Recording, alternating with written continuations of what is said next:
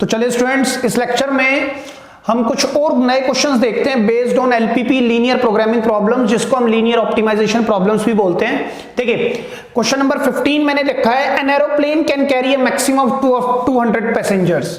एक एरोप्लेन है जो मैक्सिमम 200 पैसेंजर्स लेके जा सकता है, right. A profit of rupees 1000 is made on each executive class and a profit of rupees 600 is made on economy class। बेटा बड़ी सीधी सी बात है, ध्यान से सुनना।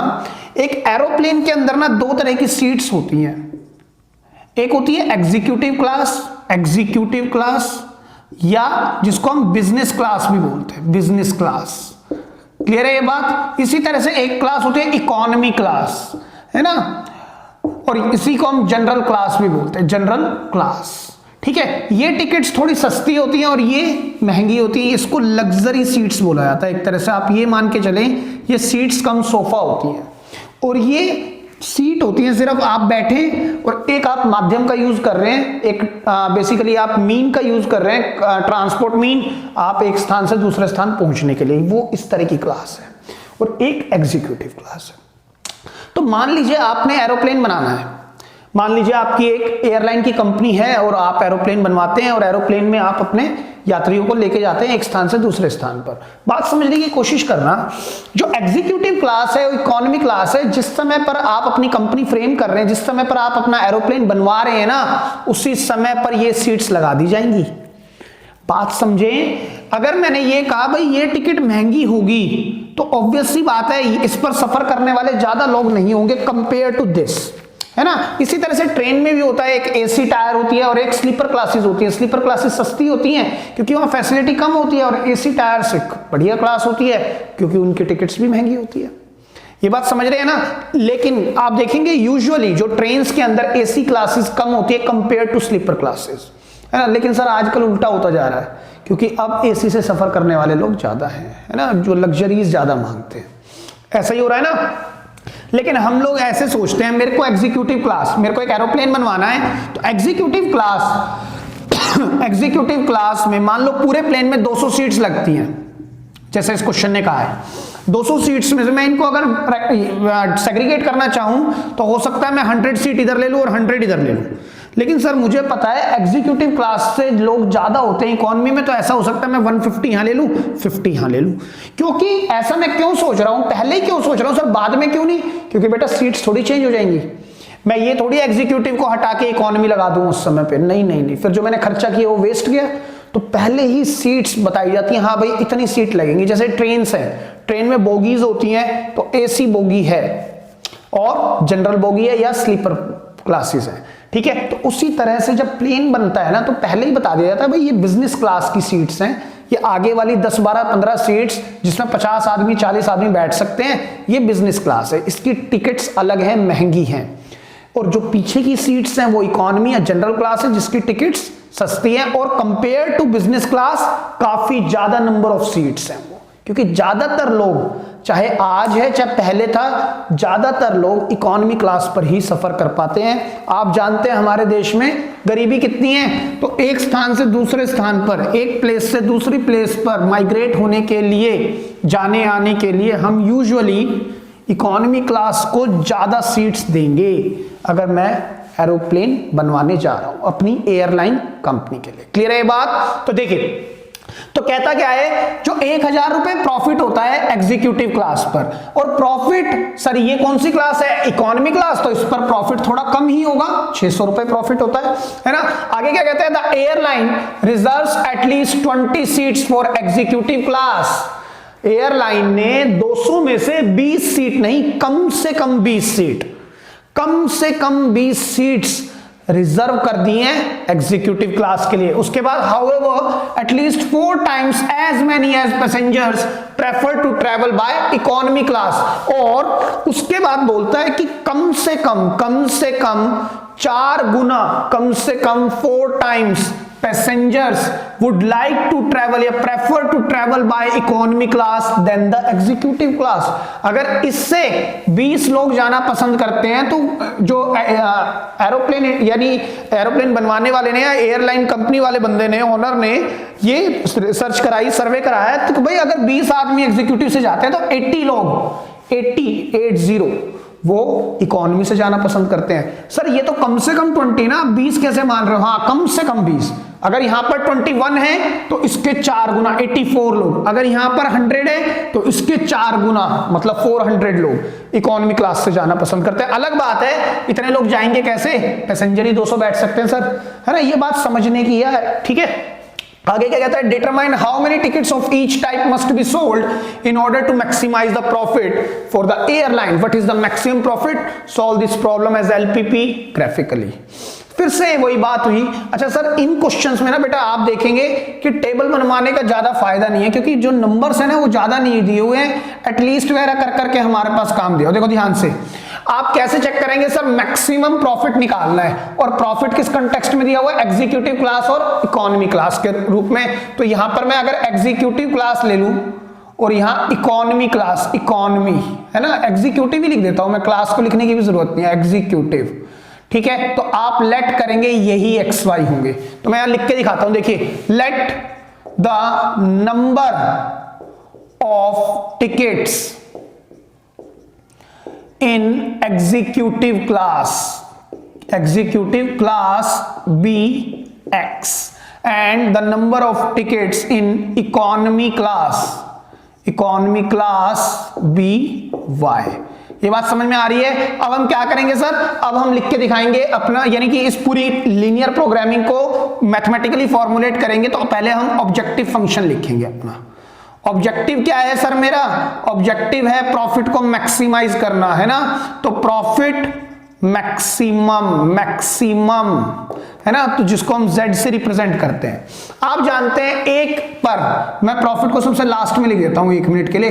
प्रॉफिट क्या हो रहा है सर, देखो एक टिकट पर, एग्जीक्यूटिव क्लास की एक टिकट पर हमें 1000 रुपए का प्रॉफिट होता है जब एग्जीक्यूटिव क्लास पर आते हैं, और इस पर 600 रुपीज का प्रॉफिट होता है। तो मैंने कितनी टिकट्स बेची हैं, x, तो 1000x plus 600y is my objective function. Clear है। अब हम क्या कहेंगे sir, subject to constraints STC, है ना। अब देखिए ध्यान से, अब जो डेटा दिया हुआ है ना वो क्या बताता है, ये x और y क्या है, नंबर ऑफ सीट्स। तो पहली बात कहिए मैक्सिमम 200 पैसेंजर बैठ सकते हैं, तो ये नंबर ऑफ सीट है ना, तो ये कितनी हो सकते हैं, 200। तो सर एक बात तो पता लग गई कि x प्लस y या तो 200 हो सकते हैं, मतलब इक्वल इसके या इससे कम, number of seats to be filled. Clear है बात।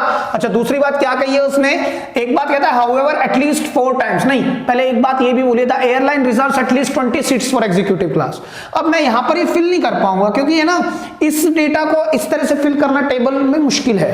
तो मैं इसीलिए बोल रहा था कि इस तरह के क्वेश्चन में टेबुलर फॉर्मेट ज्यादा काम नहीं करेगा, जब यहां पर नंबर ऑफ सीट्स एटलीस्ट 20 होनी चाहिए या उसकी 4 गुना होनी चाहिए, वहां पर टेबल ज्यादा काम नहीं करती। तो उसमें आप चाहे बनाएं चाहे ना बनाएं, ये आपके ऊपर है, नहीं बनाओगे तो भी कर लेंगे। देखो क्या बोलता है, कहता है airline reserves at least 20 seats for executive class. Executive class की जो सीट्स हैं उनमें उनको हमने x बोला है, तो कहता है x जो हो ना कम से कम 20 हो, तो या तो 20 तक हो या उससे ज्यादा हो। Number of seats for reserves for executive class, x है ना ये नंबर ऑफ सीट्स, ये x किसको बिलोंग करता है, एग्जीक्यूटिव क्लास को, या तो ये 20 हो या 20 से ज्यादा हो। आगे पढ़े, however at least 4 times as many as passenger prefer to travel by economy class, मतलब इकोनॉमी क्लास से ट्रेवल करने वाले जो नंबर ऑफ सीट्स हैं उनको हम y बोल रहे हैं, राइट। y कहता है मतलब नंबर ऑफ सीट्स, यानी passengers prefer to travel by economy class 4 times than the business class at least. तो 4 टाइम्स किसका सर, बिजनेस क्लास, वो कौन है, x।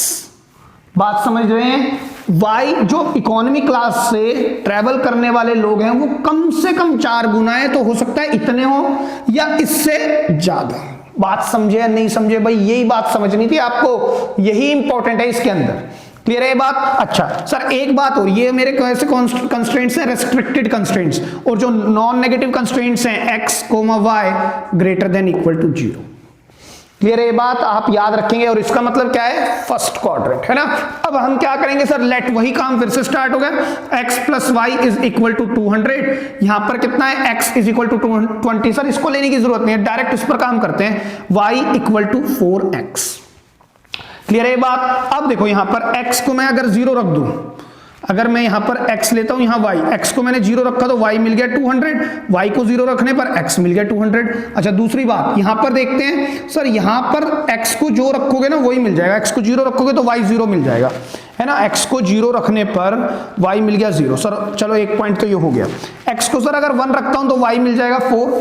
सर 1 मत रखो, रीजन क्या है, यहां 1 ले लिया ना आपने तो यहां आएगा 4। ठीक है, पॉइंट ठीक है, बट है ना जब आप स्केल लेंगे, जब आप ग्राफ बनाएंगे, ग्राफ पर लाइंस बनाएंगे तो स्केल लेने में दिक्कत आएगी। यहाँ x1 है, यहाँ 200 है, तो स्केल लेना दिक्कत होगी। तो आप कुछ इस तरह का स्केल ले जो इजी हो जाए। तो मैं काम करता हूं, अगर मैं x को 100 ले लूं तो y आ जाएगा 400, ये ठीक है ना। और 2 पॉइंट मुझे काफी है लाइन बनाने के लिए। बात समझ रहे हैं, स्केल लेना इजी हो जाएगा। 100 की दूरी पर मेरे को काम करना है, इतना आप सोच सकते हैं। अब मैं क्या करूंगा, पुट करूंगा 0,0 इन, है ना, या एक काम करें इसको अभी नहीं पुट करता, मैं कुछ कारण से बताता हूं, आप देखना ध्यान से। पहले हम है ना इसका ग्राफ ड्रॉ करते हैं। देखिए ध्यान से, ये ग्राफ में इधर बनाने की कोशिश, 0, ठीक है। आप जानते हैं सर यहाँ 20 है x, यहाँ 100 है, यहाँ 400 है, यहाँ 200 है। तो आपने ले तो लिया 20 यहाँ पर है ना। तो x अगर 20 है तो चलो एक काम ये कर सकते हैं, हम है ना 50-50 की दूरी पर ले लेते हैं। मैं क्या बोल, स्केल कंसीडर्ड मतलब x एक्सिस जो होगा उस पर हमने जो स्केल लिया है 1 सेंटीमीटर को मैं 50 यूनिट्स की तरह से रिफ्लेक्ट कर रहा हूं। इसी तरह से y एक्सिस पर भी 1 सेंटीमीटर इक्वल टू 50 यूनिट्स। ठीक है, ये बात आप लिखेंगे। 0 यहां पर 50, फिर 100, फिर 150, राइट, 150, फिर कितना आएगा सर 200, 250, 300, 350, राइट। इसी तरह है ना। हाँ सर, अब इधर देखिए, यहां पर मैंने ले लिया 50, फिर यहां ले लिया मैंने 100, यहां मैंने ले लिया 150, यहां 200, 250, 300, 350, और ये मैंने ले लिया इधर लिख दिया 400। चेक करो आप ध्यान से, ठीक है। अब देखिए ध्यान से, 0,200 will be this point, 200,0 will be this point. और मैं अगर इनको मैच करा दूं तो ये लाइन बनेगी। ये लाइन बिलोंग करती है x plus y equal to 200 को, और ये इसकी बात करते हैं x 0 0, ये पॉइंट, x 100 400 100 400, मतलब ये पॉइंट। चेक करो आप ध्यान से, 100 400 है ना। और मैं अगर इनको मैच करा दूं तो लाइन निकल के जाएगी इस तरह से। क्लियर है ये बात आपको। और अच्छा, इसकी y इक्वल टू 4x, ये मेरे पास इक्वेशन। क्लियर है ये बात। तो वैसे भी सर पता है ये तो ओरिजिन से निकलने वाली लाइन है, तो हम स्ट्रेट लाइंस में लास्ट ईयर पढ़ चुके हैं। x0 तो y0, x2 तो y8, बढ़ती जाएगी ना उसी तरह से, 0 0 से निकलेगी, ये तो पता ही था सर। अच्छा आगे बात करते हैं, एक लाइन हो रहा है x greater than equal to 20, यानी x इक्वल टू 20। यहां से अगर मैं एक लाइन और लिखता हूं तो x इक्वल टू 20, तो x अगर 20 है तो ये 25 होगा समवेयर हियर, राइट। तो मैं इसको इस तरह से लिखता हूं, चेक करो आप। और ये मेरी जो लाइन है this is x equal to 20। ठीक है, अब आप मेरी बात ध्यान से सुनना। अब मुझे है ना ये पता है कि या तो मैं 0 0 रख लूं, देखो यहां पर 0 0 काम करेगा। अगर मैं पुट करूं 0,0 इन किस इक्वेशन में, इसमें x plus y smaller than equal to 200, तो 0 छोटा होगा 200 से, यस, तो ये बात हो गई 2, तो 0 छोटा होगा, मतलब ये लाइन ये है, तो 0 0 इसके हाफ प्लेन में आएगा, इधर भी आएगा और इधर भी आएगा। चेक करो, फर्स्ट क्वाड्रेंट में मैंने इसका एरो लगाया बस। अब यहां देखो, अगर मैं 0 0 पुट करता हूं ना तो यहां काम ही नहीं कर रहा। क्यों नहीं कर रहा? आप देखो, put 0,0 in y greater than equal to 4x, तो जैसे ही आप 0 पुट करोगे तो ये 0 इक्वल टू 0 हो जाएगा। 0 ग्रेटर देन इक्वल टू 0, बात तो ट्रू है, लेकिन हमारे को शेडेड पोर्शन या फिर हमारे को हाफ प्लेन नहीं पता लग रहा। क्यों नहीं पता लग रहा? जब जो पॉइंट मैं इस लाइन के इस इनइक्वालिटी में रखूंगा ना तो ये सेटिस्फाई तो करेगी, लेकिन ये नहीं पता लगेगा कि जो हाफ प्लेन होगा वो किस साइड होगा। ये बात हमने की हुई है पहले भी, एप्लीकेशन ऑफ इंटीग्रेशन में भी की हुई है। तो हम इस लाइन का पॉइंट ना लेके ना कहीं और का लेंगे। क्लियर है ये बात? अच्छा पहले काम और करते हैं, इसकी और बात कर लेते हैं। x जो होगा 20 से बड़ा होगा, अगर x 20 से बड़ा होगा, वरना आप एक पॉइंट रख लो, सबसे बढ़िया ये रख लो 50,0, तो 50 सेटिस्फाई करेगा। तो इस लाइन के लिए जो हमारा रीजन होगा वो ये होगा। चेक करो ध्यान से, ठीक है, अब मैं बात करता हूं इस वाली लाइन की। इस वाली लाइन पर सर हम पता नहीं कर पा रहे, तो हम क्या करें, या तो इस रीजन से कोई एक पॉइंट उठा लो या इस रीजन से उठा लो। तो लेट सपोज मैंने ये पॉइंट ले लिया 0,150, 0,150। इस लाइन के लिए एक रीजन ये है, इस लाइन के लिए हाफ प्लेन ये है और हाफ प्लेन ये है, तो मैंने ये पॉइंट लिया 0,150। अगर मैं यहां पर रख के देखता हूं 0,150, 0,150, तो 0,150 क्या कहता है, 150 greater than equal to 0, yes, तो ये बात भी ट्रू है। तो इस पॉइंट के लिए ये क्वांटिटी ट्रू है, तो हम इसको इधर बनाएंगे। चेक करो। अब सर कॉमन पोर्शन वो तो मुझे दिख ही गया सर, कॉमन पोर्शन ये होगा जिसको मैंने डार्क कर दिया है। चेक करो आप ध्यान से, ये होगा मेरा कॉमन पोर्शन। ठीक है, ये छोटा सा ट्राइंगल। ठीक है ये बात। अच्छा सर एक बात और है, जब मैं इस तरह से नहीं रख पा रहा था तो हमने कोई एक ही पॉइंट सेलेक्ट कर लें, क्यों ना हम कोई एक ही पॉइंट ले लें जो तीनों से काम कर जाए। हाँ बिल्कुल, आप 0,150 लिया है ना, आप इसमें भी रख के देखो, 0,150 यहां रखो, 0 प्लस 150, 150 छोटा होगा 200 से, बिल्कुल होगा, तो सर तब भी ये ट्रू आएगी। तो ये वाली लाइन जो होगी ना अभी भी 150 की तरफ ही है। चेक करो चेक करो चेक करो, है ना। जब मुझे पता लग गया है इस लाइन पे आने वाला पॉइंट 0, 0 है, तो रखने में दिक्कत आ रही, तो एक ही पॉइंट ले लो 0,150, वो इस लाइन को भी सेटिस्फाई कर रहा है और इसको तो कर ही रहा है ना। और यहां पर और देख लें क्या 0,150, 0 बड़ा होगा 150 से, सर नहीं होगा। तो सर ट्रू फॉल्स पर नहीं जाना हमें, तो हमें शेडेड पोर्शन देखना है। तो सर ये वाली लाइन थी ना, मतलब ये पॉइंट ना होके वो इधर का होगा, तब भी यही आएगा। चेक कर लो आप ध्यान से भाई, बात समझें। मैं कह रहा हूं पहले आपने 0,150 इसमें रखा, तो ये ओरिजिन की तरफ आ रहा है, मतलब ये पॉइंट दे रहा है जिसको मैं और डार्क कर रहा हूं। देखो ध्यान से, इस लाइन के इस तरफ आ रहा है ना। अगर मैंने इस वाली लाइन में रख के देखा किसमें, इसमें, तो भी ट्रू है। तो सर ये इस तरफ आ रहा है 0,150, और इस वाली लाइन में रख के देख रहा हूं तो ये फॉल्स आ रहा है, मतलब इस तरफ ना आके इसी तरफ तो जाएंगे, तब भी काम हो रहा है। क्लियर है, आप एक पॉइंट से भी चेक कर सकते हो, मैं ये कहने की कोशिश कर रहा हूं। ठीक है, तो अब सर हमारे पास शेडेड पोर्शन आ गया है, तो बिकॉज द शेडेड रीजन आप लिख दें यहां पर ABC, है ना। ABC is the feasible bounded reason, है ना, फीजिबल बाउंडेड रीजन। जो हमें क्या देगा सर, ये हमें फीजिबल पॉइंट देने वाला है सर, फीजिबल पॉइंट्स देगा, है ना। और इन फीजिबल पॉइंट में एक ऐसा पॉइंट होगा जो जिसको हम बोलते हैं ऑप्टिमल पॉइंट, जहां पर मेरा प्रॉफिट मैक्सिमम हो जाएगा executive class plus economy class से। तो हम उसके लिए क्या करेंगे, हम इस फीजिबल पॉइंट में से, यानी जो ये फीजिबल एरिया है, इसके हम कॉर्नर पॉइंट्स को चेक करेंगे to get the maximum value of z, right. तो कॉर्नर पॉइंट्स, फिर से आप यहां लिखेंगे कॉर्नर पॉइंट्स, और यहां पर मैक्सिमम प्रॉफिट जो है z equal to 1000x plus 600y, यही था ना। तो सर A पॉइंट, फिर B पॉइंट, फिर C पॉइंट। अब सर ये पॉइंट और निकालने रह गए ABC। अब आप देख सकते हैं ये A पॉइंट किस लाइन का है, इस वाली x इक्वल टू 20, और ये अगर मैं x को 20 यहां रख दूं तो y आएगा 180। चेक करो, ये पॉइंट जो है, ये पॉइंट को मैं यहां लिखता हूं, x को, ये x तो पता ही है सर इस लाइन पे 20 रहने वाला है, और y आ गया 180, तो ये पॉइंट तो आ गया 20,180। क्लियर है। अच्छा B point, sir B point की बात कर लेते हैं, ये वाली लाइन और ये वाली लाइन। ध्यान से देखिए, y इक्वल टू है 4x, अगर मैंने 4x रख दिया 5x इक्वल टू 200, मतलब आएगा 40, x आ गया 40, और अगर x 40 है तो y आएगा, अगर x 40 है तो y आएगा 160। चेक करो आप। क्लियर है ये बात बेटे, आप आराम से निकाल सकते हो। इतने क्वेश्चन मैंने बताया कि how to find the intersection point, ये बात आप 9, 10, 11 से सीख रहे हैं, तो आप आराम से निकाल सकते हैं। इस पॉइंट को भी निकालना है तो आप किस किस इक्वेशन को सॉल्व करेंगे, ये वाली और ये वाली, राइट। तो सर इस लाइन पर मुझे पता है x तो 20 रहने वाला है, तो 20 रख दो यहां पर, ये मिल जाएगा 80, तो ये आ गया 20,80।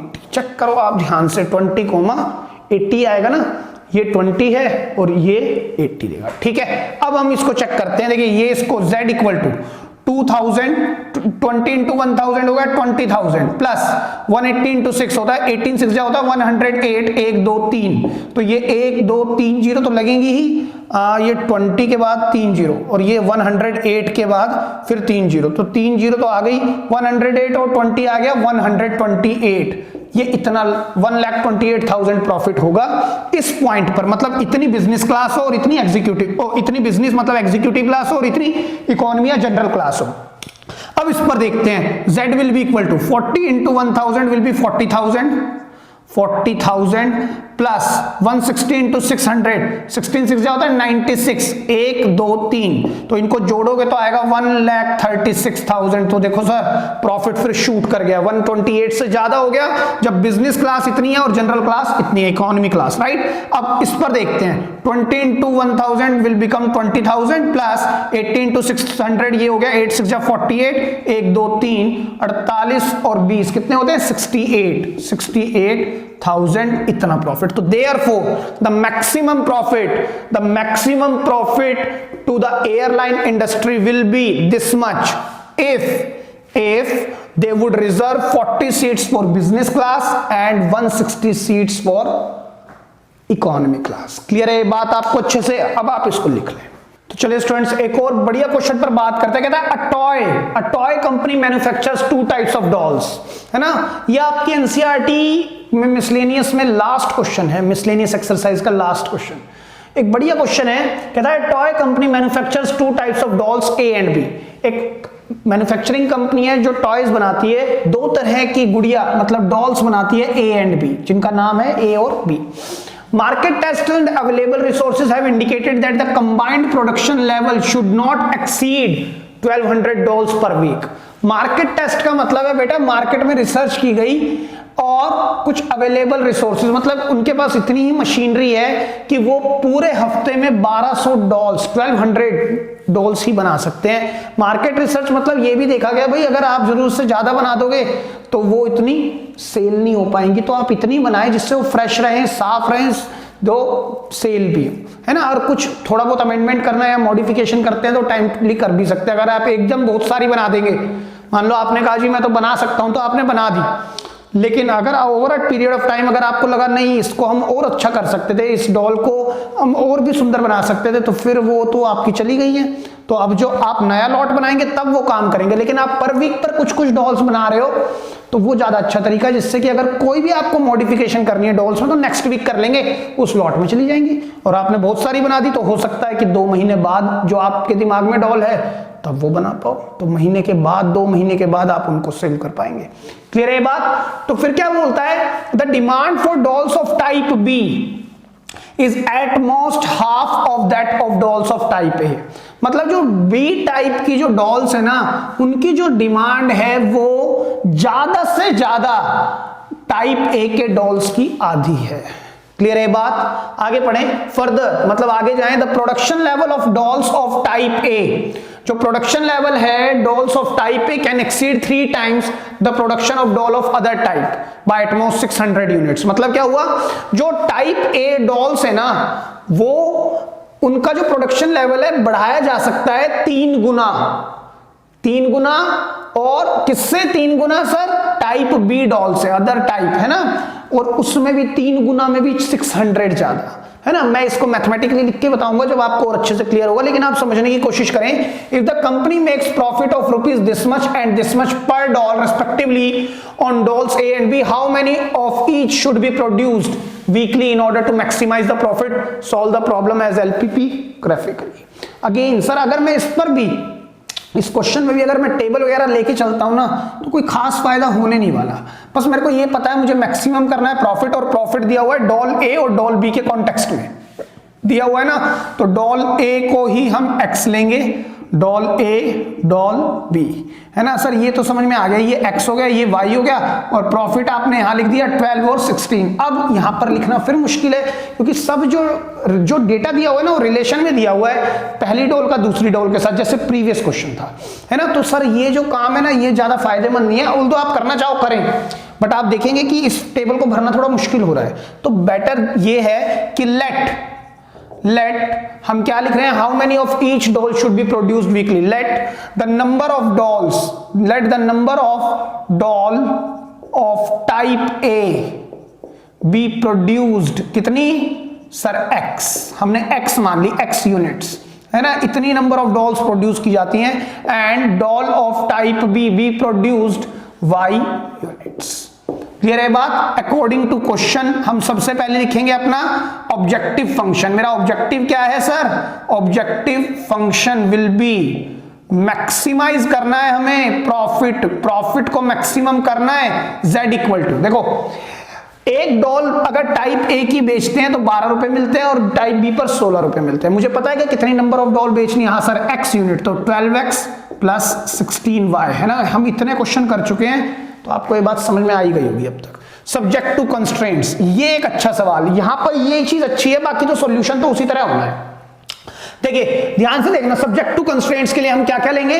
मेरे को बोलता क्या है, इधर से पढ़ते हैं कि 1200 डॉल्स, हाँ सर जो डॉल ए और बी है ना दोनों मिला के मैक्सिमम 1200 डॉल्स बन सकती हैं, मतलब एक्स और वाई मिला के पूरे हफ्ते में 1200 डॉल बना पाते हैं। तो एक्स प्लस वाई डॉल कितनी बन पाती हैं, 1200, या तो 1200 या इससे कम। पढ़ लो आप, यहां पर लिखा भी होगा उसने, not exceed, should not exceed, मतलब 1200 से ज्यादा तो नहीं हो सकती है। क्लियर है ये बात। आगे चलते हैं, कहता है and the demand for doll of type B is at most half of that for doll of type A. जो डॉल ऑफ टाइप बी है, मतलब वाई, मतलब जो डिमांड है ना इन डॉल्स की वो हाफ है किसके, एक्स के, ज्यादा से ज्यादा या तो इतनी या इससे कम। बात समझे नहीं समझे, यही इंपॉर्टेंट स्टेप्स है। और मैं इसको और करके लिखता हूं, इसको मैं 2y smaller than equal to x में ऐसे भी लिख सकता हूं, चेक कर लें आप। नहीं तो सर हमें ऐसे लिखना चाहते हैं, आपकी इच्छा है, जैसे मर्जी लिखें, ठीक है। अच्छा तीसरी बात करते हैं, थर्ड बात क्या कहता है, doll of type A can exceed 3 times.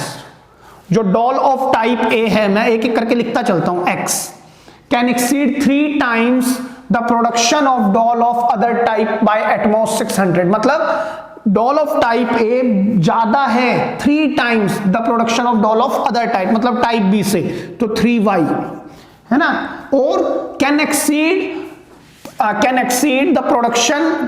3 times the production of doll of other type by at most 600। तो सर प्लस 600 भी आएगा, इससे भी ज्यादा, मतलब doll of type A can exceed 3 times the doll of type B at most, या फिर bye at most 600 units. तो एटमोस्ट मतलब ये भी प्लस 600, और एटमोस्ट सर फिर से आप तो जानते हैं एटमोस्ट में ये साइन लगता है और एटलीस्ट में इसका ठीक अपोजिट साइन। यही आपको इक्वेशन समझनी थी मेनली, ठीक है। अब ये तो हमारे कौन से कंस्ट्रेंट्स है सर। अच्छा एक काम ये कर सकते हैं, ज्यादा से ज्यादा आप इसको इधर ले आए, x minus 3y smaller than equal to 600। इस तरह की इक्वेशन आप जल्दी पकड़ पाएंगे। और सर ये तो हो गए हमारे रेस्ट्रिक्टेड कंस्ट्रेंट्स, और नॉन नेगेटिव कंस्ट्रेंट्स होते हैं x greater than equal to 0, y is also greater than equal to 0। अब हम क्या करेंगे, लेट करना स्टार्ट फिर से करेंगे। Let x plus y is equal to 1200, and sir एक इक्वेशन ये ले लो, x minus 3y equal to 600, और एक इक्वेशन सर ये वाली ले लें, y is equal to x by 2। Check करो आप ध्यान से। अब है ना कुछ इसमें पॉइंट्स रखते हैं, और पॉइंट ऐसे रखेंगे जो हमारे को स्केल लेने में इजी करें ग्राफ के टाइम पर। आप इस चीज का ध्यान रखेंगे बेटा, क्योंकि जब जब पॉइंट बड़े दूर दूर है ना तो स्केल लेना थोड़ा मुश्किल होगा। आप पेपर में इस चीज का ध्यान रख के चले सब कुछ, ठीक है। यहाँ पर ये x y, अब देखो ध्यान से, अगर मैंने x को 0 रख दिया तो y आ गया 1200। देखो सर y 0 रखा तो x आ गया 1200, तो कम से कम दूरी इतनी रखें 100 या 200 तक की। तो यहाँ पर देखिए, अगर मैंने x को 0 रखा तो y आएगा -200, से चलेगा। नेगेटिव है तो क्या हो गया, हमारे को तो कोऑर्डिनेट ही चाहिए -200, और अगर y को 0 रखा तो x आएगा 600, तो सर वो भी चल जाएगा, क्योंकि ये तो 1200 भी आ रहा है, 600 है ना। स्केल 200 का ले लो या 100 का ले लो, काम करेगा, है ना, 200 का भी काम करेगा। अब यहां पर देखो, अगर मैं x को 0 रख दूं तो y आ गया 0। सर एक पॉइंट तो ये ठीक है, बिल्कुल ठीक है सर, है ना, 0 0 तो आराम से हम प्लॉट कर सकते हैं। एक पॉइंट और रख लो, x को अगर मैं 1200 रख दूं, x को ही मैं रख दूं 1200, तो y कितना आ जाएगा सर 600। चेक करो सर, सारे पॉइंट 200, 600, 1200 आप ध्यान रखेंगे। ये ना करें x को मैं 1 रख देता हूं तो y आ गया हाफ, तो बेटा फिर प्लॉट करने में दिक्कत आएगी। आप ऐसे ऐसे पॉइंट रखें, या सर मैं ना फ्रैक्शन से बच सकता हूं, x को 4 रख दूं तो y 2। x तो आपने 4 रख दिया, लेकिन स्केल क्या लोगे, स्केल लेने में दिक्कत आएगी। तो आप इस चीज का भी ध्यान रखें, स्केल लेने के लिए यहां पर आप तरीके से चीजें चलाएंगे। तो हम यहां लिख देते हैं स्केल कंसीडर्ड, स्केल कंसीडर्ड। क्या x एक्सिस पर हमने क्या लिया, 1 यूनिट को हमने लिया है 1 सेंटीमीटर, सॉरी यहां पर क्या आएगा 1 सेंटीमीटर, राइट। ये हो गया 200 यूनिट्स। और y एक्सिस पर भी हमने क्या स्केल लिया है 1 सेंटीमीटर, 200 यूनिट्स। 200, 400, 600, 800, 1000 and 1200, right. और सर नीचे भी ले लो एक, है ना, y पर मुझे -200 भी चाहिए तो मैंने यहीं पर ले लिया -200। यहाँ पर देखिए ये भी 200, थोड़ा सा नीचे सर ये आएगा यहाँ पर 400, यहाँ पर ले लो sir 600, 800, 1000 and the last one is again 1200, है ना। अब देखिए x0 y 1200, तो सर ये पॉइंट होगा और एक ये पॉइंट होगा, है ना, दोनों एक्सट्रीम पॉइंट्स होंगे एज पर माय ग्राफ, तो एक ये लाइन बन गई सर, ठीक है। इस लाइन का नाम रखना है x plus y equal to 200, तो मैं यहीं लिख रहा हूं x plus y is equal to 1200। आगे चलते हैं इस वाली लाइन पर x0 y नेगेटिव 200, तो सर ये पॉइंट हो गया, और x 600 y 0, तो ये पॉइंट हो गया। देखो ध्यान से, तो सर इसको अगर मैं मैच कराता हूं तो ये लाइन इस तरह से जाएगी और इस लाइन को मैं इधर कर देता हूं और इसका नाम यहीं पर लिख देता हूं x minus 3y equal to 600, check करो। और एक ये लाइन x0, 0, तो ये पॉइंट हो गया 600, x अगर 600 है तो y है 1200, समवेयर हियर। तो जो लाइन जाएगी ना बेटा वो कुछ फिर से इस तरह से जाएगी, चेक कर लो, चेक करो आप ध्यान से, ठीक है। तो ये जो लाइन है मेरी y इक्वल टू x/2 है। अब सर इनकी टेस्टिंग करनी है हमारे को, तो टेस्टिंग देखो मैं यहीं कर रहा हूं, पुट करता हूं, डायरेक्ट कर रहा हूं 0, 0। अगर मैं 0, 0 यहां पुट करता हूं तो 0 छोटा आएगा 1200 से, डायरेक्ट कर रहा हूं मैं, तो ये बात ट्रू हो गई सर। अगर मैं इसके अंदर चेक करता हूं, पुट करता हूं फिर से 0, 0, है ना, इसकी इनइक्वालिटी ये वाली है, ये वाली, या फिर दोनों को 0 रख दूं तो 0 छोटा होगा 600 से, हाँ सर ये भी बात ठीक है, तो ये भी बात ट्रू हो गई। अच्छा अगर मैं यहां रखता हूं ना पुट 0, 0, तो सर ये तो इक्वेट कर जाएगी, या यहां पर रख के देख लो ये वाली, अगर मैंने यहाँ 0, 0 रखा तो काम नहीं करेगी, क्योंकि ये लाइन जो है ना ओरिजिन से जा रही है ना, और जो पॉइंट के लाइन होंगे वो इनइक्वालिटी को सेटिस्फाई तो करेंगे लेकिन हाफ प्लेन नहीं बताएंगे, तो आप इधर उधर का पॉइंट रखो। तो सर ये बात तो मैंने आपको पिछले क्वेश्चन में बताई, जब भी 0, 0 से लाइन जा रही है तो आप चेक ही मत करो 0, 0 को, तो तीनों में 0, 0 हटा दो। आप याद रखना ये दोनों ट्रू है, मतलब है ना इन दोनों के लिए, इन दोनों लाइनों के लिए ये वाला रीजन आ रहा है, चेक करो, मैं 1 मिनट के लिए दिखाता हूं आपको। और इस वाली लाइन के लिए भी 0, 0 पोर्शन ठीक है, तो वो भी ये वाला रीजन दे रही है, चेक करो। अब मैं 0, 0 को हटा रहा हूं, 1 मिनट, देखिए ध्यान से देखना, चाहे फॉल्स आए चाहे ट्रू आए रीजन वही आएगा, है ना। चेक कराऊं आपको, मान लीजिए मैंने कहा ये लाइन है ना मेरे पास, ये पॉइंट रखते हैं सर 400, 0, चेक करते हैं, पुट करते हैं 400, 0, है ना। आप यहां रखो बेटा, यहां मेरे पास स्पेस कम है, मैं ट्रू फॉल्स लिखूंगा।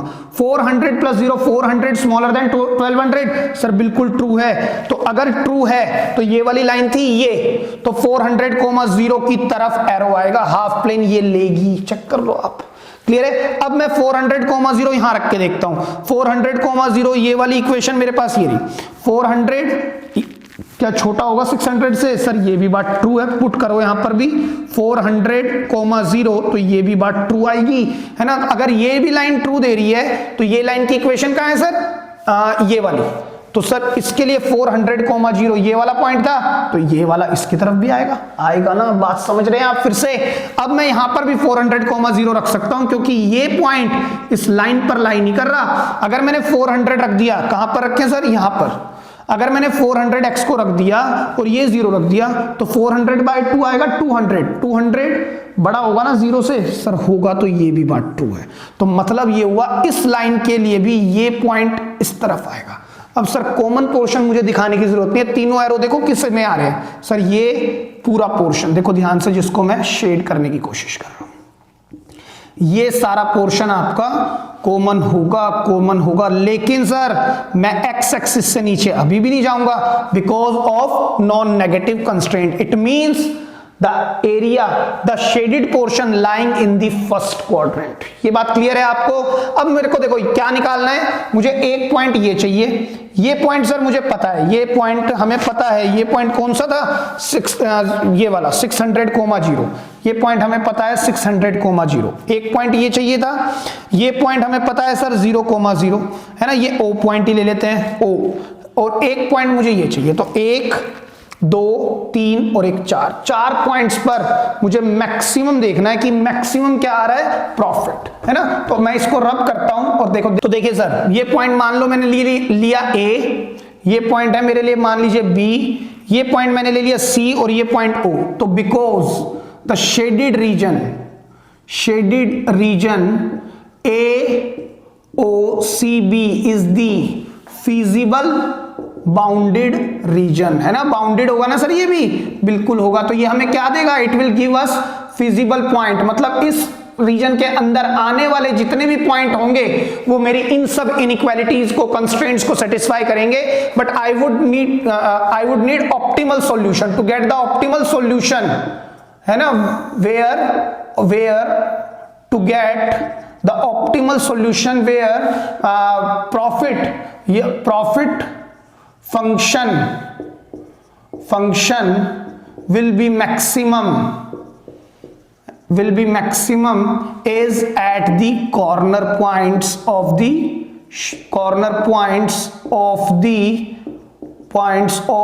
shaded portion, shaded region या feasible bounded region, है ना। तो सर हम कैसे चेक करेंगे, देखिए फिर से वही हम टेबल बनाएंगे और सर फिर से हमें वही निकालने हैं, क्या हमारे को इंटरसेक्शन पॉइंट भी निकालने हैं, उनको हम डायरेक्ट निकाल लेंगे। चलो पहले हम कॉर्नर पॉइंट्स वगैरह लिख लेते हैं। मैक्सिमम क्या चाहिए हमें, प्रॉफिट, है ना, z इक्वल टू मेरे पास क्या है 12x प्लस 16y, ये मेरे पास है। तो मेरे पास पॉइंट है A, एक पॉइंट है O मतलब 0,0 ओरिजिन, एक पॉइंट है C वो है 600,0 और एक पॉइंट और निकालना है विच इज B। ये 4 पॉइंट मुझे चाहिए, है ना, 2 पॉइंट है, 2 निकालने हैं। अब ये A पॉइंट ध्यान से देखना, it is an intersection between this line and this line, तो इसका मतलब है x इक्वल टू 2y। तो अगर मैं x की जगह पर यहां पर 2y रख दूं तो 3y इक्वल टू 1200, तो y आएगा 400, तो y आ गया सर 400। और अगर y 400 है तो x आ गया, अगर y 400 है तो x आ गया 800। चेक करो, तो ये पॉइंट मिल गया सर 800, 400, है ना। इंटरसेक्शन पॉइंट निकाल सकते हैं ना by solving these two lines. Same way यहां का इंटरसेक्शन पॉइंट कैसे निकलेगा सर, ये लाइन कौन सी है, ये, और एक ये लाइन है विच इज, अच्छा इसकी लाइन की इक्वेशन हमने हटा दी, x माइनस 3y, इसकी इक्वेशन है x minus 3y equal to 600। तो मैं यहीं पर लिख के सॉल्व करके देखूं, x minus 3y equal to 600, negative positive negative, तो ये क्वांटिटी कैंसिल, ये हो गया 4y और ये आ गया 600, तो y कैंसिल होने पर आएगा 150, 150, तो y आ गया सर 150।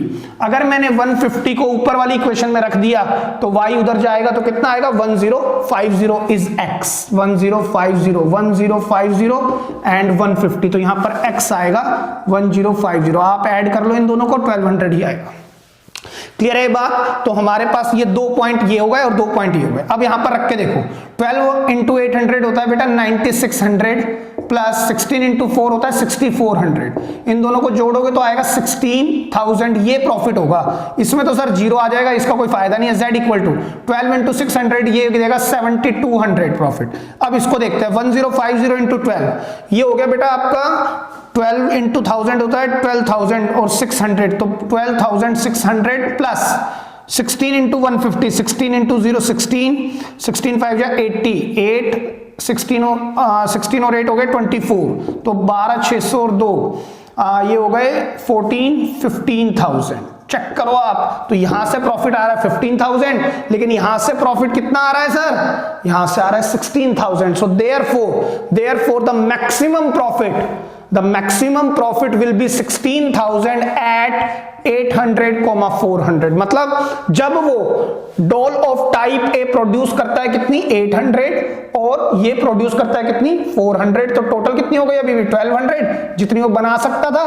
तो अभी भी 800 अगर वो टाइप ए की डॉल बनाता है, 400 टाइप बी की डॉल बनाता है, तो उसका प्रॉफिट मैक्सिमम होगा, क्लियर हो रही है आपको ये बात, लिख लें। तो चलिए स्टूडेंट्स एक बढ़िया क्वेश्चन पर बात करते हैं। देखिए ये क्वेश्चन ना ट्रांसपोर्टेशन बेस्ड क्वेश्चन है। मैंने आपको शुरुआत में ही बोला था मेजरली यहां से 3 तरह के क्वेश्चंस आते हैं, है ना, एक मैन्युफैक्चरिंग, 3 नहीं 4 तरह के, मैन्युफैक्चरिंग, एलोकेशन, एक आपको मैंने बताया था डाइट प्रॉब्लम्स, और चौथी मैंने आपको बताई थी ट्रांसपोर्टेशन प्रॉब्लम, और एक 5th investment problem which is not a part of CBSE Delhi board, right. तो अगर मैं बात करता हूं ट्रांसपोर्टेशन प्रॉब्लम की, तो सर एक भी क्वेश्चन अभी तक आपने ट्रांसपोर्टेशन पे नहीं लिया, क्यों? क्योंकि ट्रांसपोर्टेशन प्रॉब्लम आप पुराने अगर 10, 15, 20 साल तक के भी पेपर उठा के देखेंगे ना, तो आपको ट्रांसपोर्टेशन प्रॉब्लम कभी नहीं आई होगी। इसीलिए मैं एक क्वेश्चन फिर भी यहां पर लेके दिखा रहा हूं कि करना कैसे अगर आ जाए तो, because you never know the future. हो सकता है इसी साल आ जाए, हो सकता है उससे अगले साल आ जाए, तो आपको पता तो होना ही चाहिए, है ना। जो कोर्स में है, जो हमारा सिलेबस है, कम से कम वो सब कुछ हमें पढ़ना है। वो आए ना आए that is a different story all together. Clear है बात। तो एक क्वेश्चन देखते हैं, ट्रांसपोर्टेशन पे हम काम कैसे करेंगे। ठीक है, पढ़ते हैं। There are two factories located, one at place P and the other at place Q. हमारे पास दो फैक्ट्रीज हैं। मान लीजिए, आप खुद ही मान के चले मेरी फैक्ट्री है, प्लेस पी पर भी और प्लेस क्यू पर भी दो फैक्ट्री है हमारी। ठीक है, from these locations a certain commodity is to be delivered to each of the three depots, है ना। मान लीजिए पी और क्यू पर, पी और क्यू हमारी फैक्ट्रीज हैं दो, और वहां से माल भेजा जाता है तीन डिपोट्स पर। डिपोट्स आप वेयर हाउसेज मान सकते हैं कि 1 2 3, ये तीन वेयर हाउसेज है ए बी सी।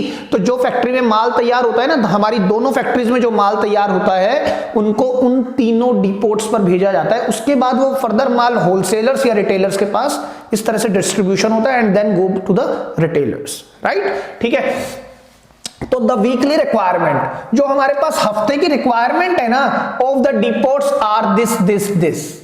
समझ पा रहे हैं आप। यानी कि जो वीकली रिक्वायरमेंट है उन डिपोट्स की वो कितनी है, 5 एंड आगे कहता है वाइल, जबकि the production capacity of the factories at P and Q R respectively 8 and 6। मतलब जो हमारी फैक्ट्री है ना, उस पर जो वीक के अंदर जो यूनिट्स तैयार की जाती हैं, माल तैयार किया जाता है, वो 8 और 6 14 यूनिट्स तैयार किया जाता है। और ये सारा का सारा माल हमारे फर्दर डिपोट्स पर जाता है। सारा का सारा मतलब सर 14 यूनिट्स, आप चेक करो। 5 यूनिट जाता है डिपोट ए पर, 5 यूनिट जाता है डिपोट बी पर, और 4 यूनिट जाता है डिपोट सी पर। बात समझ पा रहे हैं आप। क्लियर है। चलिए, जितना माल फैक्ट्रीज में तैयार होता है पी एंड क्यू फैक्ट्रीज में, जो हमारी दो फैक्ट्री है, दो लोकेशन पर हैं, उनसे माल उठता है तीनों डिपोट्स पर जाता है। डिपोट्स में भी near by the metro cities, जहां से वो होलसेलर, रिटेलर्स एंड कंज्यूमर्स के पास इस तरह से ट्रांसफर होता है, राइट। अब देखिए, मेरे पास एक टेबल दी हुई है, किसकी है, the cost of transportation per unit is given below. मतलब जो कॉस्ट पड़ती है ना ट्रांसपोर्ट की, एक यूनिट को भेजने की, यूनिट को भेजा कहां से जाता है सर, कोस्ट ए से। देखो, फ्रॉम कहां से, पी फैक्ट्री से ए फैक्ट्री तक, पी फैक्ट्री से ए डिपोट तक, है ना। पी फैक्ट्री से ए डिपोट तक जब माल भेजा जाता है तो 160 रुपए खर्च होते हैं। सेम वे पी फैक्ट्री से जब बी डिपोट तक भेजते हैं तो 100 रुपए, पी फैक्ट्री से अगर सी डिपोट तक भेजता हो तो इतने पैसे खर्च होते हैं। क्यू फैक्ट्री से ए डिपोट पर भेजते हैं तो इतने पैसे, क्यू फैक्ट्री से बी डिपोट पर भेजते हैं तो 120 रुपीज खर्च होते हैं, और क्यू फैक्ट्री से सी डिपोट पर भेजने पर 100 रुपीज का खर्चा आता है। इस तरह से है, एक यूनिट का खर्चा है ये। कहता है how many units should be transported from each factory to each depot in order that transportation cost is minimum। कहता है कितनी यूनिट्स को ट्रांसपोर्ट किया जाए, तो वही हम लिखते हैं let x and y units be transported from factory P and Q respectively। Clear है बात। इतनी बात तो आपको समझ में आ गई होगी, इतनी यूनिट भेज सकते हैं हम। ठीक है, आगे चलते हैं। ट्रांसपोर्टेशन कॉस्ट को हमें मिनिमम करना है। अब देखो, जब ये ट्रांसपोर्ट के क्वेश्चंस आते हैं ना, तो इनमें टेबल वेबल तो काम ही नहीं करती, क्योंकि इसके अंदर कॉस्ट को मिनिमम करना है।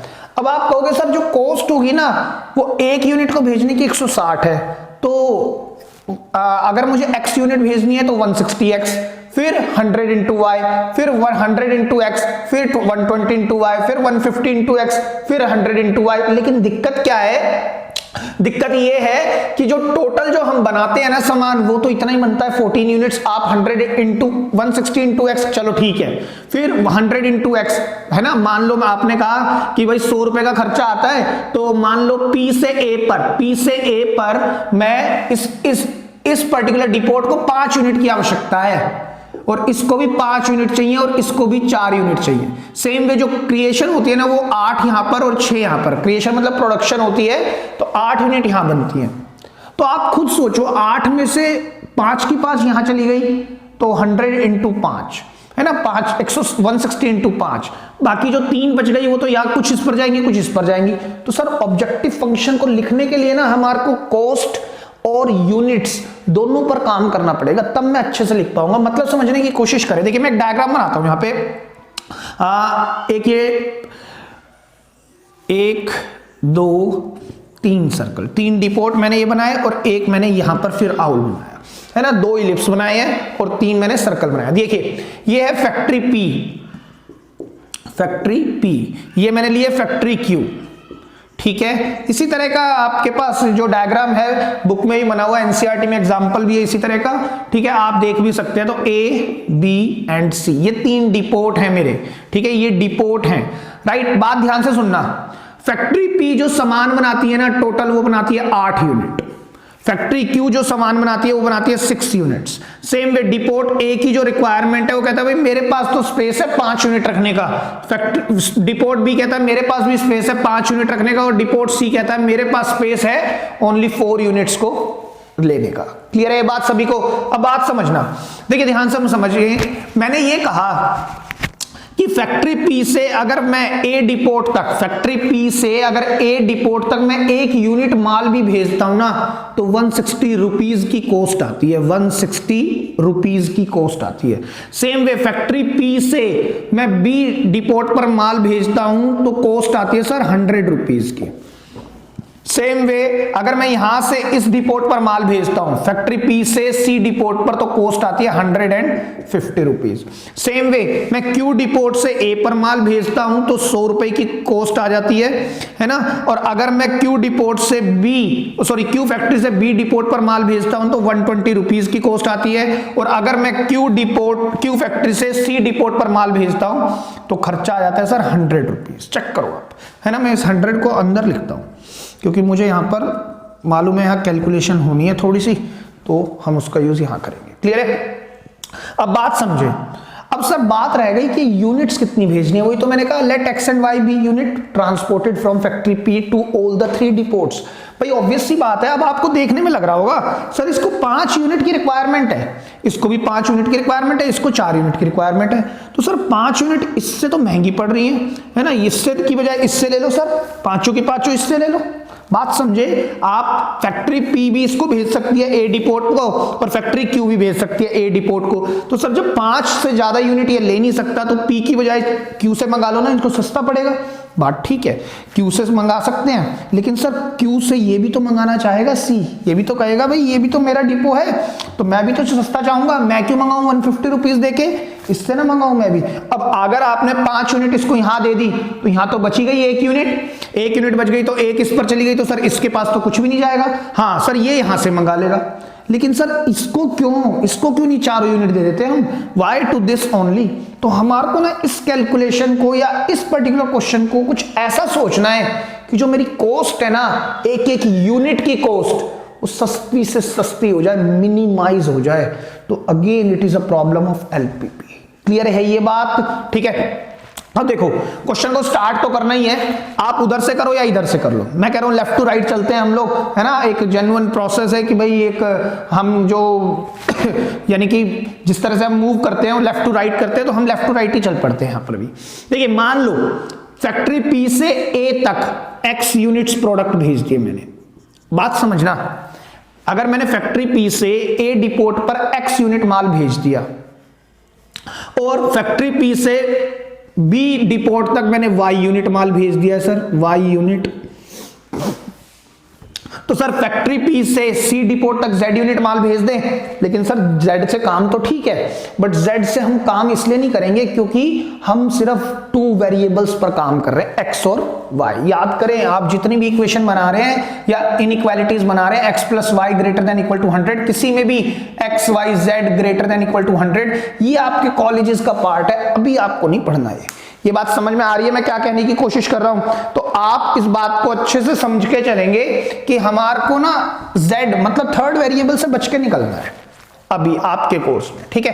तो एक बात सोच के बताना, ध्यान से देखना, ये फैक्ट्री बनाती है 8 यूनिट, तो x इसके पास चली गई, मान लो 5 चाहिए थी ना, इसको मान लो 4 दे दिया आपने, मान लो 1 मिनट के लिए, तो इसके पास कितनी रह गई, अब 4 बच गई, 4 में से कुछ और चली गई इसके पास 3, तो अब बची किसके इतनी इसके पास 4 और 3 7, और यहां पर कितनी बच गई 1। तो सर ये फैक्ट्री केवल 1 ही यूनिट माल तो इसको दे सकता है, 1 यूनिट ही तो दे सकता है। बात समझे, 8 ये बनाता था, इसने 4 इसको दे दिया, 3 इसको दे दिया, तो टोटल तो 7 हो गया, 7 जा चुका है, तो बचा कितना इसके पास एक वीक में माल, 1 यूनिट, तो 1 यूनिट तो सी के पास जाएगा।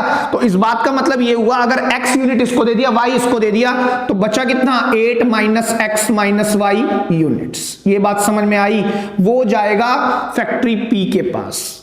बात समझ पा रहे हैं? ठीक है, अब दोबारा देखते हैं। मैंने ये कहा 8 में से 4 माल इसको चला गया।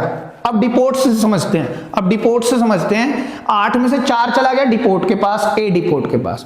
मुझे ए डिपोट पर रिक्वायरमेंट कितनी है सर? ए डिपोट की रिक्वायरमेंट है 5 यूनिट की, तो 1 यूनिट वो कहां से लेगा? इससे लेगा, ऑब्वियस सी बात है। तो सर इस बात का फर्दर मतलब ये हुआ अगर x यूनिट इसके पास यहां से आ गया, x यूनिट अगर इसके पास यहां से आ गया, तो बचा कितना 5 माइनस एक्स, 5 माइनस 4 मतलब 1, तो यहां पर जो 5 माइनस एक्स यूनिट माल जो है ना वो लेगा फैक्ट्री क्यू से। ये बात समझ में आ रही है आपको? सेम वे अगर इसने इसके y यूनिट माल उठा लिया तो इससे कितना लेगा ये वाला डिपोट? भाई इससे y यूनिट आ गया तो सर इससे कितना लेगा 5 minus y units, 5 minus y units. बात समझे? अच्छा आगे चलते हैं। अब इधर देखिए सी को कितना माल चाहिए था सर? सी को चाहिए था 4 माल, है ना। 4 में से कुछ माल तो यहां से आ गया है ना, 4 में से कुछ माल तो यहां से आ गया है, तो 4 अगर उसको चाहिए तो मैं क्या करूं सर? टोटल में से जैसे हमने यहां किया 5 माइनस वाई, 5 माइनस एक्स, तो ऐसे ही 4 माइनस 8 ब्रैकेट में ले लेते हैं x माइनस वाई, तो ये कितना होगा 4 minus 8 plus x plus y, तो there 4x plus y minus 4 unit माल कौन देगा सर? क्यू डिपोट देगा। अच्छा सर इसको हम ऐसे भी तो निकाल सकते हैं जैसे आपने ये निकाला था। कैसे सर? ये वाला जो था फैक्ट्री पी इसको दे रही थी इतना, फैक्ट्री पी इसको दे रही थी कितना 8 माइनस एक्स माइनस वाई। हमने कैसे किया? x यहां पर चला गया फैक्ट्री पी से, y यहां चला गया, तो बचा हुआ यहां आएगा। अब आप ऐसे सोच लो x यानी कि कुछ चला गया क्यू से इसके पास, कुछ चला गया इसके पास, तो बचा कितना 6 माइनस दिस माइनस दिस। आप यहीं पहुंचोगे, चेक कर लो आप, 6 minus this and minus this, तो आप यहीं पहुंच जाओगे फिर से। या आप ऐसे समझ लें कि इसकी डिपोट की रिक्वायरमेंट थी 4, तो कुछ यहां से आ गया है, तो बचा कितना 4 माइनस दिस, तब भी वहीं पहुंचोगे। समझ पा रहे हैं? तो सर ये मेहनत किस लिए की जा रही है अभी तक? ऑब्जेक्टिव फंक्शन लिखने के लिए। ऑब्जेक्टिव फंक्शन है ना, ऑब्जेक्टिव फंक्शन ही नहीं लिख पाए हैं सर अभी तक तो हम। ऑब्जेक्टिव फंक्शन क्या होगा? ऑब्जेक्टिव फंक्शन हमारा है क्या? मिनिमाइज करनी है हमें कॉस्ट, मिनिमाइज कॉस्ट, कॉस्ट हमें कम से कम करनी है z इक्वल टू। अब देखो ध्यान से, अब आप समझे बात को, कॉस्ट आती है फैक्ट्री पी से यहां तक माल भेजने की, एक यूनिट भेजने की 100 रुपए, भेजनी कितनी है x यूनिट को भेजने की 100x, 2 यूनिट को भेजने की 100 इंटू 2, 3 यूनिट को भेजने की 100 इंटू 3, x यूनिट को भेजने की 100 नहीं है 160 इंटू x प्लस। बात समझे? अब फैक्ट्री पी से यहां भी माल जाता है तो एक यूनिट भेजने की 100 कॉस्ट आती है, हमें भेजनी कितनी है y, तो 100 टाइम्स y प्लस। अभी सर फैक्ट्री पी से इन दोनों डिपोट पे माल थोड़ी जा रहा है, यहां भी तो जा रहा है, यहां भी तो कॉस्ट आ रही है, तो सर एक यूनिट भेजने की इतनी कॉस्ट है, तो हमें भेजनी कितनी है इतनी, तो 150 times 8 minus x minus y plus. अब फिर से सर यहां से भी तो माल जा रहा है, कॉस्ट तो यहां भी आ रही है, एक यूनिट यहां से यहां जाती है तो 100 रुपए खर्च होते हैं, लेकिन भेजनी कितनी है 5 माइनस एक्स, तो 100 times 5 minus x plus. Again Q factory से यहां भी माल जा रहा है जिसकी कॉस्ट आ रही है एक यूनिट की 120, तो इतनी यूनिट 5 माइनस वाई की इतनी कॉस्ट आएगी, और फिर से लास्ट में लगाएंगे प्लस। अब 100 इंटू 100 यानी क्यू फैक्ट्री से यहां माल भेजने की एक यूनिट की कॉस्ट है 100 रुपीज, यूनिट जा रही है इतनी, तो 100 times x plus y negative 4, right. तो जो मेरे पास टोटल कॉस्ट आएगी कितनी आई 160s। चलो इसको सर पूरे को ओपन करते हैं, 100y प्लस 150 इंटू 8 होता है 1200 minus 150x minus 150y plus 500 minus 100x plus 120 into 5 हो गया 600 minus 120y plus 100x 100y minus 400, right. तो z will be equal to, देखिए 160 150 और 100 और फिर से हमारे पास 100, देखो 100 से सर 100 ही कैंसिल हो गया इधर, तो 160 माइनस 150 होगा 10x प्लस 100y है ना, और 150y 120y और 100y, चेक करो तो 100y प्लस है, ये भी प्लस है, देखो कितने होगा 100 और 100 200y, 200 माइनस 270 तो ये आ गया माइनस 70y। क्लियर है इतनी बात। अब सर ये कॉन्स्टेंट्स 1200 और 500 17 17 और 6 23 23 में से 400 गए, ये आएगा प्लस 1900 प्लस 1900। ये मेरे पास कॉस्ट आएगी जो मुझे मिनिमम करनी है। क्लियर है बात, मिनिमाइज द कॉस्ट। अब sir subject to constraint, subject to constraint क्या है, अब आप ध्यान से देखो इसको, आपको कंस्ट्रेंट वैसे ही समझ में आ जाएंगे, कुछ और तो है ही नहीं ना क्वेश्चन में, कंस्ट्रेंट समझो। देखो ध्यान से, ये तो रुपीस हैं और ये यूनिट्स हैं। मैं एक बात बोल रहा हूं, यूनिट्स जो होंगी ना कुछ तो भेजी जाएगी या कुछ भी नहीं भेजी जाएगी, लेकिन ऐसा तो नहीं होना जीरो हो जाएंगी। तो मैं क्या कह रहा हूं, unit can not be negative, है ना। Same way y unit can not be negative, same way this unit can not be negative, ये भी नेगेटिव नहीं होगी। और ये भी सर y 5 माइनस एक्स, ये भी greater than equal to 0, 5 minus y greater than equal to 0 and the last x plus y minus 4 is also greater than equal to 0। तो अगर मैं इनको थोड़ा सा सही से लिख दूं तो देखो ध्यान से, पहले इसको लिखता हूं मैं, इसको उधर प्लेस करता हूं, तो x प्लस वाई होगा x plus y smaller than equal to 8, है ना।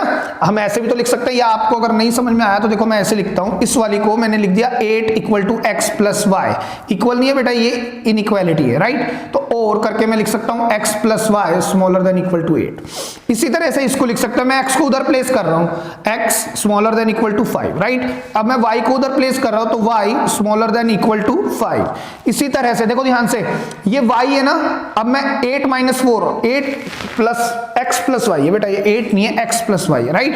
तो अगर मैं 4 को उधर प्लेस कर दूं तो x plus y greater than equal to 4, ये 4 इनइक्वालिटी हो गई, ये हमारी रेस्ट्रिक्टेड कंस्ट्रेंट्स हैं। और मेरे पास जो एक्स वाई हैं ये मेरे नॉन नेगेटिव कंस्ट्रेंट्स हैं, नॉन नेगेटिव कंस्ट्रेंट्स। ये बात आई होप आपको समझ में आ गई होगी। अब एक काम ये करते हैं बेटा, मैं इस पूरे को रब करता हूं, ठीक है, ये डायग्राम आप अच्छे से लिख लें, मैं इस उठा के इधर लेके आता हूं अपने कंस्ट्रेंट्स को, फिर हम उसी तरह से इस क्वेश्चन को सॉल्व करेंगे। क्लियर है, लिख लें आप इसको।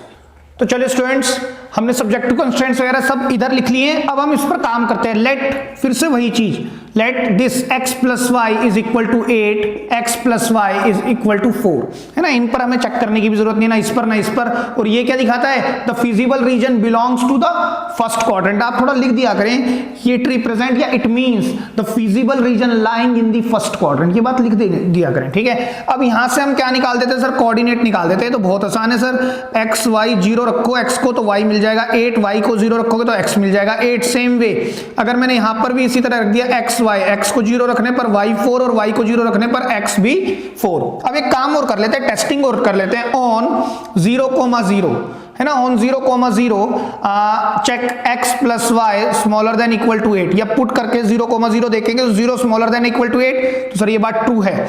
और पुट 0,0 इन इनइक्वालिटी क्या है, x plus y greater than equal to 4, तो सर 0 बड़ा होगा 4 से, तो सर ये बात बिल्कुल गलत है। तो एक इनइक्वालिटी ट्रू है और एक इनइक्वालिटी फॉल्स आ रही है, चेक करो आप, ठीक है। अब ध्यान से देखिएगा, तो यहां से पता लग रहा है कि मैं अगर देखो x 5 5 यहां 4 8, तो मैं स्केल जो कंसीडर करूंगा ना 2 का कर लेता हूं।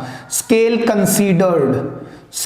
कंसीडर्ड एक्स एक्सिस जो होगा उसमें जो 1 सेंटीमीटर है वो 2 यूनिट्स है, राइट। इसी तरह जो y एक्सिस होगा उसमें भी 1 सेंटीमीटर हमने क्या लिया है बेटा, 2 यूनिट्स। तो यहां पर 0, ये ले लो 2, फिर 4, फिर 6, फिर 8 and the last one is 10, है ना। 10 तक तो हमें जाने की जरूरत ही नहीं है। ये 2 हो गया सर, 4 6 8 एंड 10, ठीक है। अब देखिए 0 8 8 0 दोनों 0 8 8 0, तो अगर मैं इनको मैच कराता हूं तो मेरे पास लाइन की इक्वेशन है x plus y equal to 8, एक x plus y equal to 4, 0 4 and 4 0, एक लाइन की इक्वेशन हमारे पास ये है x plus y equal to 4। Clear है ये बात। अब हमारे को क्या कहता है, इन दोनों के लिए जो टेस्टिंग हमने की है, चलो टेस्टिंग को देख लेंगे। पहले ये लाइन और बना लेते हैं, x is greater than equal to 5, मतलब x equal to 5 and y equal to 5। x 5 का मतलब क्या है, 2 4 और 1 5, मतलब समवेयर हियर x 5, ये होगी ना line x equal to 5, check करो। और y 5 का मतलब है सर ये लाइन, तो ये होगी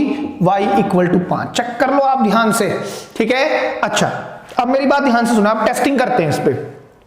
यहां पर हमने टेस्टिंग की 8 वाली लाइन पर तो ट्रू आई, मतलब ये वाली लाइन जो है वो ट्रू बता रही है।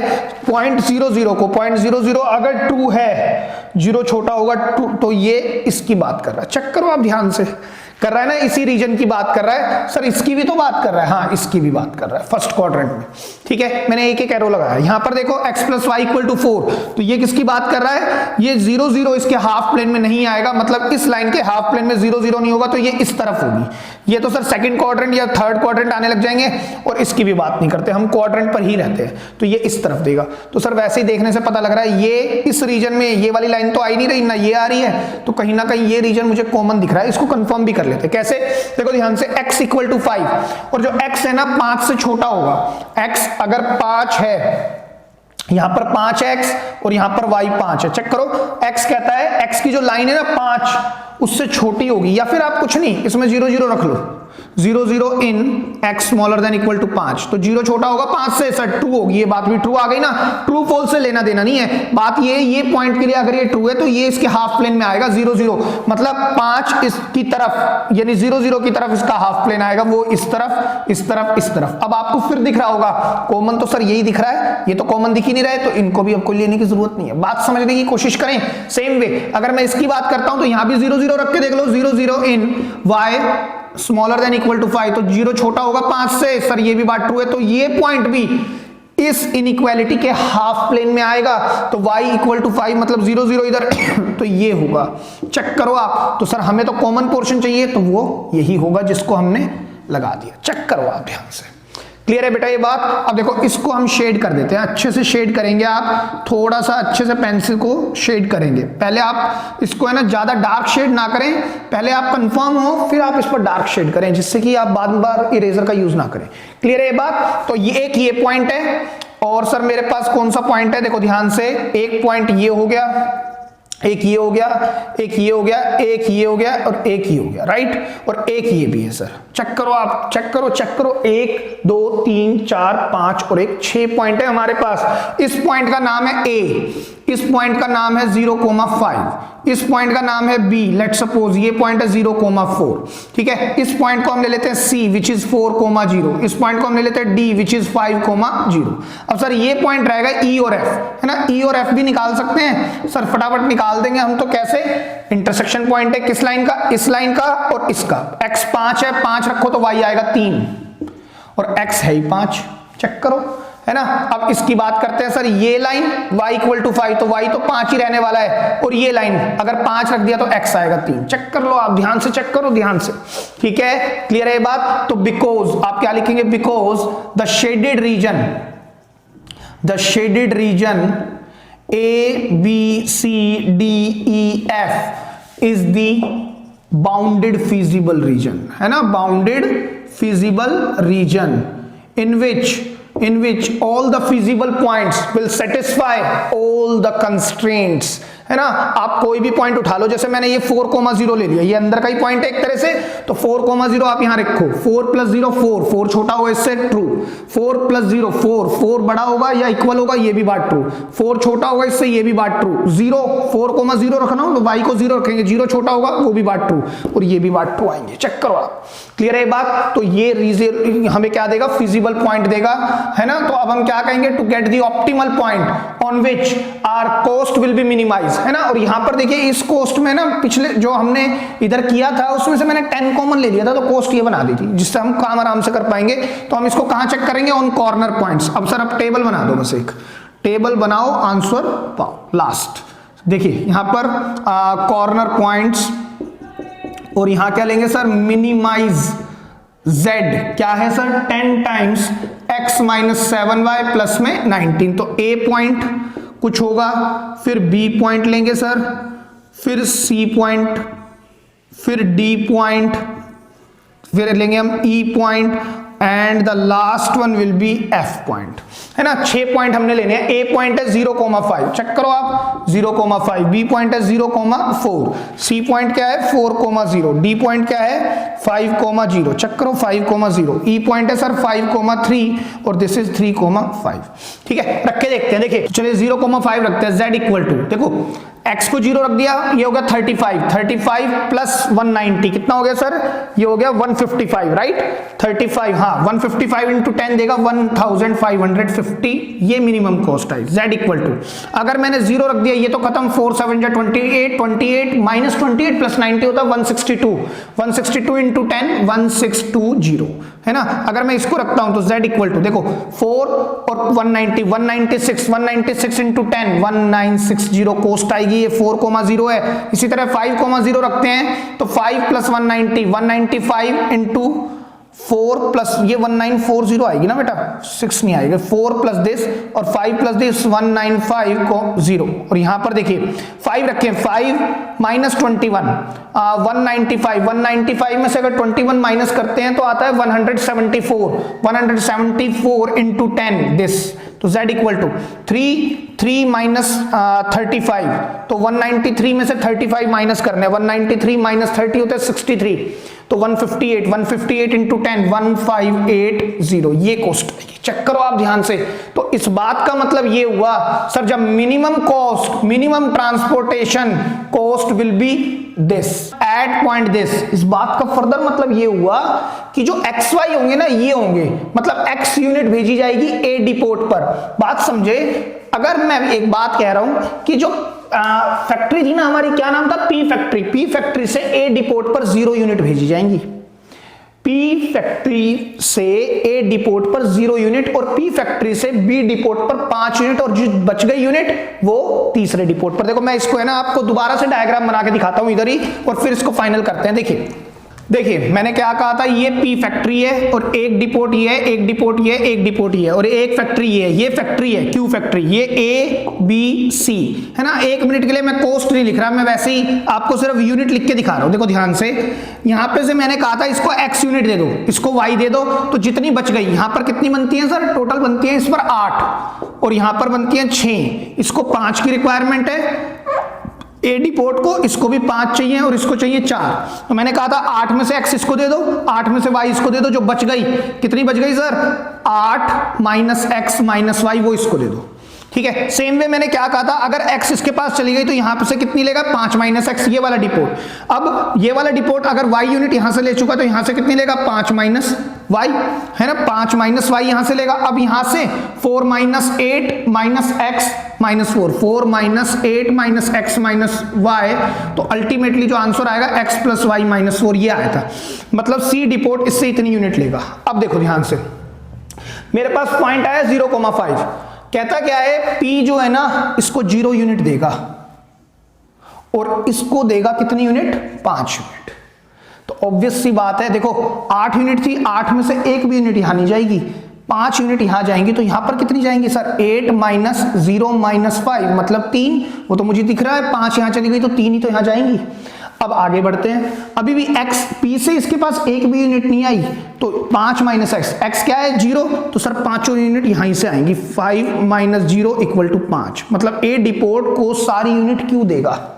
क्लियर है ये बात। सेम वे अब यहां पर से देखिए, यहां से Y कितनी यूनिट ले रहा है, 5, तो सर Y यूनिट एक भी नहीं लेगा यहां से, Q से Y डिपोट को एक भी यूनिट Q फैक्ट्री से नहीं जा रही है। Same way X plus y करो, X प्लस वाई, X कितना है 0 प्लस 5 माइनस 4, तो कितनी बच गई 1, तो ऑब्वियस सी बात है सर पांचों की पांचों यूनिट आपने यहां भेज दी, यहां 0 है तो बची कितनी, एक यूनिट तो बची, तो एक यूनिट यहां जाएगी।